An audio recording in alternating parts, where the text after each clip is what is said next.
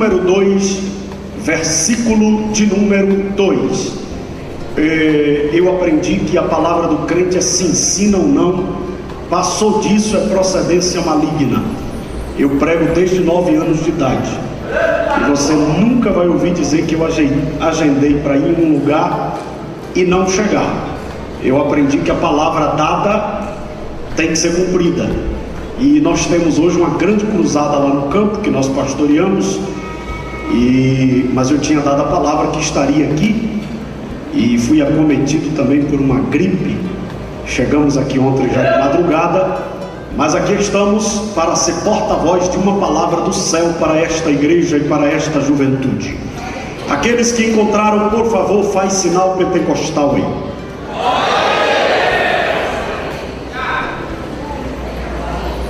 E a mulher concebeu e deu à luz a um filho, e vendo que era formoso, escondeu-o por 3 meses.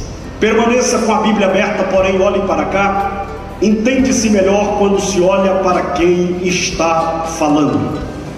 Esse texto é um dos textos clássicos da Bíblia, pois ele nos conta a história de um homem que tinha tudo para dar errado. A história de Moisés é uma história muito fantástica. Moisés viveu 120 anos. Esses 120 anos é dividido em 3 etapas de 40. 40 anos ele viveu como filho da filha de Faraó.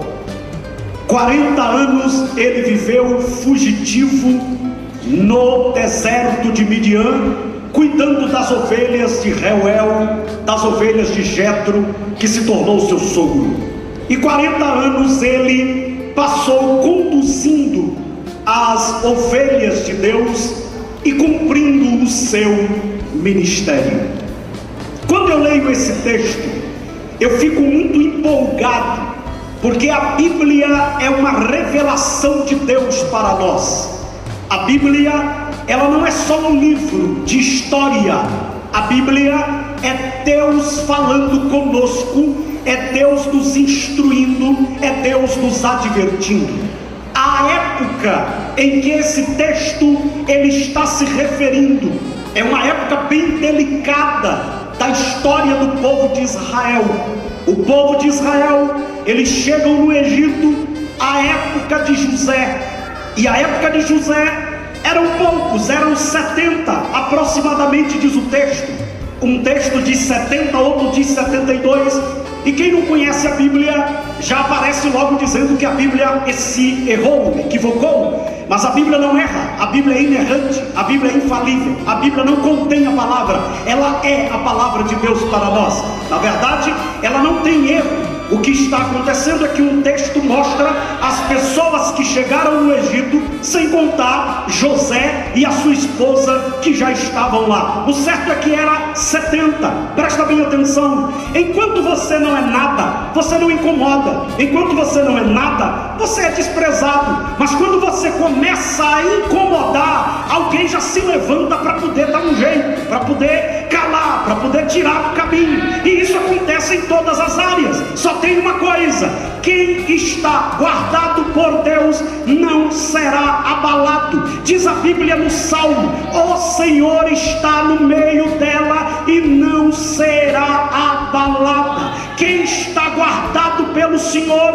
pode dormir tranquilo, ninguém vai tocar, porque Deus é o guarda fiel do seu povo. Quem pode levantar sua mão e glorificar ao Senhor esta noite? A Bíblia Sagrada diz que Faraó fica incomodado, e se você observar a partir do capítulo 1, Faraó diz: olha, esse povo se multiplicou, esse povo cresceu, esse povo é grande, esse povo é muito, esse povo já está nos deixando preocupados. A gente precisa fazer alguma coisa para calar este povo vai dar trabalho lá na frente. É uma história parecida com a história da igreja. A igreja, quando ela começou, era um punhado de gente, crente lá em Jerusalém, em Samaria. E eu não sei se você já observou, algum tempo atrás alguém tratava crente como povinho, gentinha. É um povo que não tem formação, é um povo que não tem dinheiro, é um povo que não vai para lugar nenhum. Mas o Espírito Santo que desceu no cenáculo foi se mexendo, se movendo no meio do povo,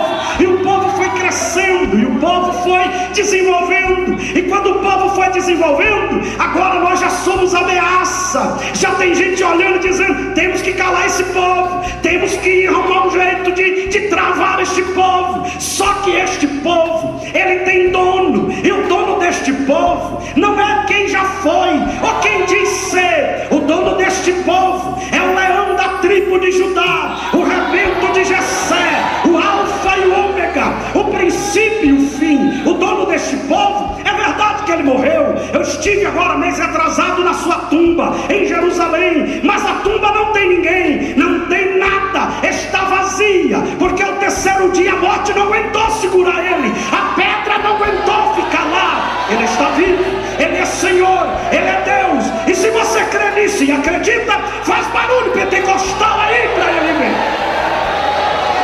Na ata de fundação da igreja há duas revelações profundas. Primeiro, na ata de fundação da igreja está escrito, pastor Silas: eu edificarei a minha igreja. A igreja não é de quem deu o terreno, a igreja não é de quem tem o dízimo mais alto, a igreja não é de quem prega, nem quem fala, nem quem está na liderança. A igreja é de quem está sentado no trono à direita de Deus, intercedendo por nós. Tem dono.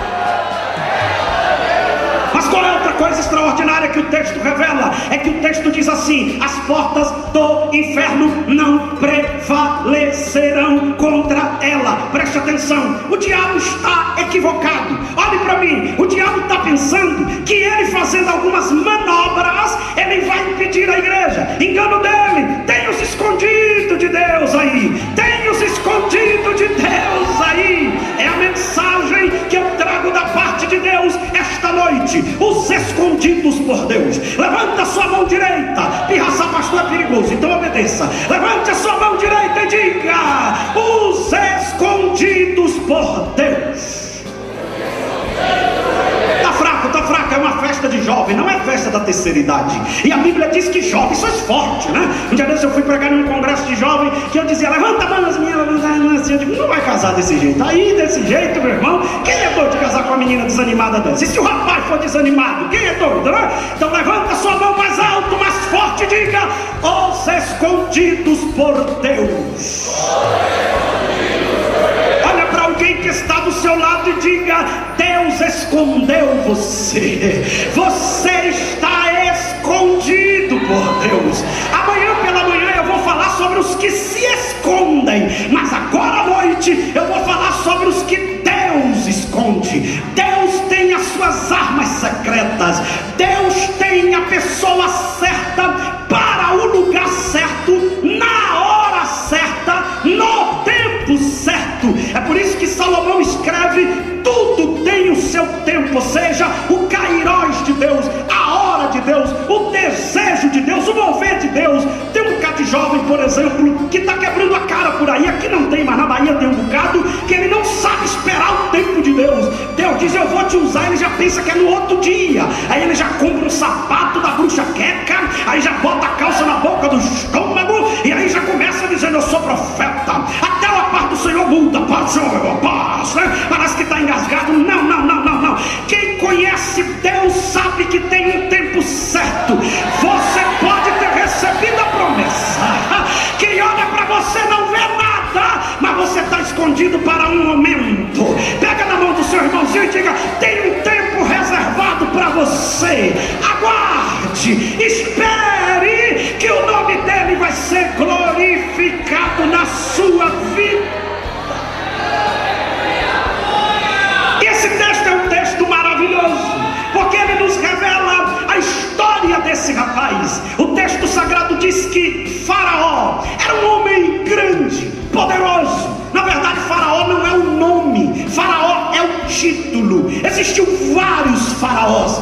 O faraó que nós se referimos é o faraó diferente do que foi o que acolheu José. O texto sagrado diz que este faraó morreu, a geração dele morreu, e este faraó que assume, ele tem uma ideia. Esse povo, quem é esse povo? Disseram, é Israel, é judeu, está aí. E ele disse, mas é muita gente, de 70 já era milhares de pessoas. E ele pensou, eu preciso estabelecer uma meta, eu preciso estabelecer um plano para poder barrar este povo de crescer. Preste bem atenção, o texto sagrado diz que ele tinha 2 planos. O primeiro plano que ele estabeleceu foi chamar as 2 supervisoras das parteiras e disse para elas, olha, vocês têm uma ordem, a partir de hoje, quando vocês forem fazer o parto das hebreias, vocês devem ficar bem atentas. Se nascer menino, mata.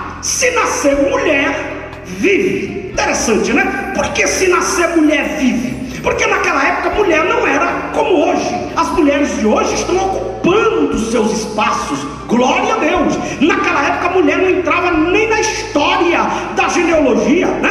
Tem exceções na árvore genealógica de Cristo, mas quando você olhava era homens fora, mulheres e criança. Para você ter ideia, as mulheres receberam o direito de dirigir na Arábia Saudita agora, mês passado. Se fosse encontrada uma mulher dirigindo na Arábia Saudita, ela tomava chicote, ela apanhava se ela fosse dirigir. Olha que situação complicada. Então a mulher não ia fazer parte do exército. Mulher era simplesmente um ser que fazia parte muito mais especialmente para a procriação, né? Claro que Deus não chamou a mulher para isso. É tanto que alguém um tempo atrás, quando queria humilhar a mulher, debochar da mulher, dizia, ó, você fica quieto, porque foi por causa de você que houve o pecado no mundo, né? Eu vi um irmão dizendo para uma irmã, você fique quietinha, porque foi por causa de você que o pecado entrou no mundo, porque foi Eva que enganou Adão. Aí a irmãzinha veio falar comigo, disse, pastor, eu não sei o que eu falo. Eu digo, eu já tenho a resposta. Quando ele disser isso para você, você diz para ele, então fique você quietinho, porque foi por causa de uma mulher que o Salvador também chegou no mundo, foi no ventre de Maria. Olha o que aconteceu, a mulher não era muito valorizada. Este é o problema, né? E até hoje no Oriente Médio, eu estive na África e eu fui em uma aldeia visitar um missionário. E quando eu estava visitando, eu perguntei ao missionário, eu digo, meu irmão, eu não estou vendo nenhuma mulher aqui na aldeia. Não que eu estava interessado em procurar alguma mulher, que me chamou a atenção. Eu vi só homem na porta de casa, era homem na porta de casa, homem na rua, homem. Eu digo, cadê as mulheres daqui? Eles dizem, não, pastor, a mulher que trabalha, né? Os homens ficam em casa e as mulheres vão para a roça trabalhar. Eu digo, rapaz, que interessante. Eu achei um lugar para mandar os preguiçosos do Brasil tudo, rapaz. Então, se você conhece algum jovem aí que não gosta de trabalhar, que tem preguicite aguda nos ossos, né? Porque tem uns meninos hoje em dia que quer casar, acorda 10 horas, não tem profissão nenhuma, ainda diz para as meninas assim, eu não tenho casa, eu não tenho trabalho, eu não tenho formação, mas eu te amo. E as bichinhas acreditam num negócio desse, né? Eu estive no Paraguai ministrando uma palestra para jovens, e aí teve uma paraguaia que levantou e disse, pastor, eu queria dizer para o senhor um exemplo de amor. Eu disse, pois não, minha filha, diga. Ela disse, pastor, eu estou namorando com um rapaz, mas ele me ama, pastor, ele ama demais, é um amor que eu nunca vi, é um amor inexplicável, só para o senhor ter ideia, a declaração que ele me fez. E ela, eu digo, diga, porque eu faço muita palestra para jovens, eu digo, vou aprender, pelo menos para dar dica, um menino que está com dificuldade, né, de chegar perto, tem um menino que fica assim, Jesus, tem misericórdia, né? Tem uns que ensaiam tudo quando encontra a menina e diz, você passou na prova, aí volta para casa revoltado, né? Todo mundo que já casou já passou por isso, né? Mas o que acontece? Ela levantou e disse, pastor, o senhor não sabe? Ele me contou ele me fez uma declaração. E qual é a declaração? Olha a declaração do perturbado, né? O perturbado chegou para a menina e disse assim, eu te amo tanto que eu não tenho nada para te oferecer, eu não tenho uma casa, eu não tenho trabalho, eu não tenho nada, mas eu te amo de uma forma tão profunda que eu sou capaz de casar com você e morar debaixo da ponte. E ela disse, sim, pastor, que amor. Eu digo, não, minha filha, não é amor não, eu tenho dom de discernimento de espírito, e eu vou te interpretar o que ele quis dizer. Ele quis dizer assim, eu sou preguiçoso,